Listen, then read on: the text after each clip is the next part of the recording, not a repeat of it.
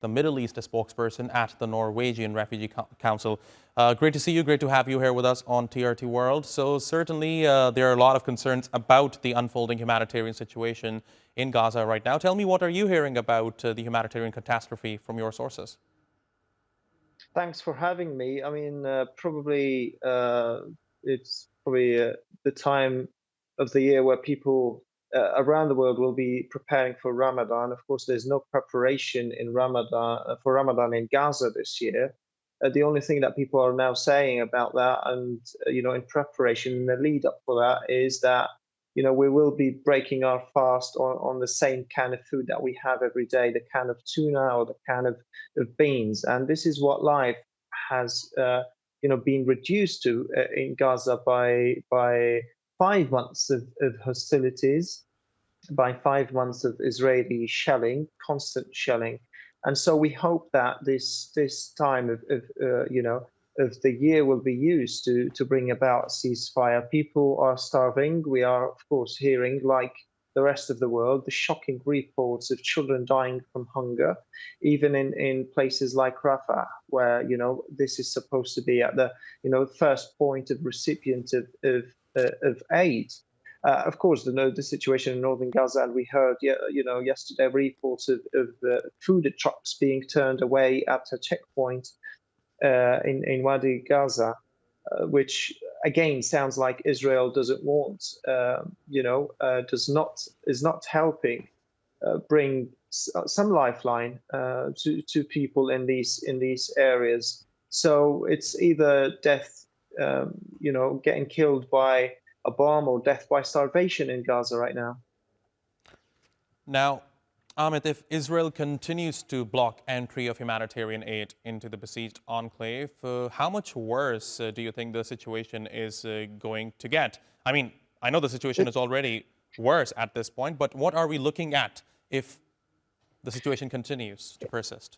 It's horrifying. I mean, we're waiting for yet more shocking figures around the situation of the looming famine in Gaza, and we're losing this term. We don't know exactly if what we're talking about. What we're looking here is actual famine, because a lot of the suffering goes unreported in places like northern Gaza, where the prices have just skyrocketed over the past few months.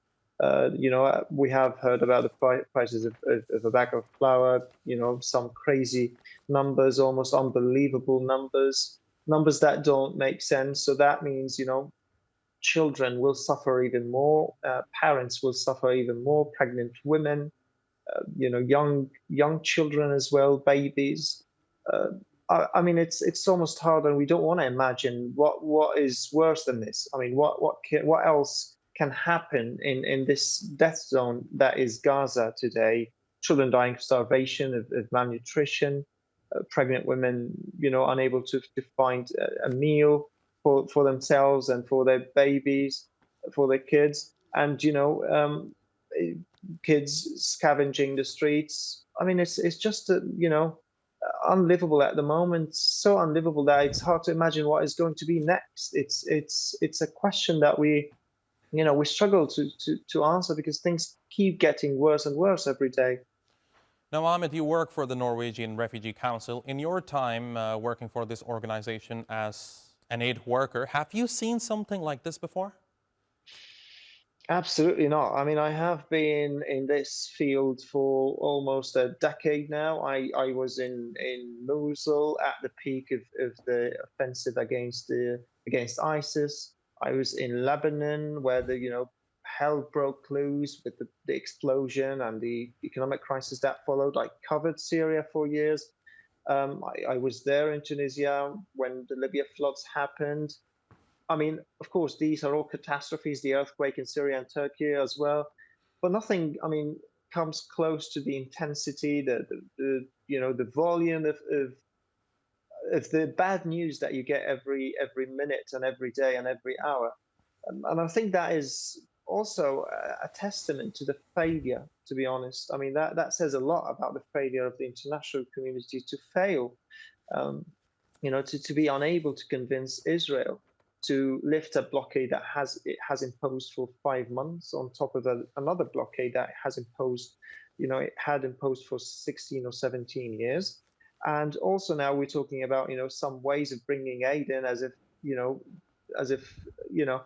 we are left with no options. So we need the suffering to end, really. We need the blockade to be lifted, the crossings to be opened, and for aid to be brought in unconditionally. This is a catastrophe that we are looking at, and action has to be taken by Israel's allies and friends first and foremost.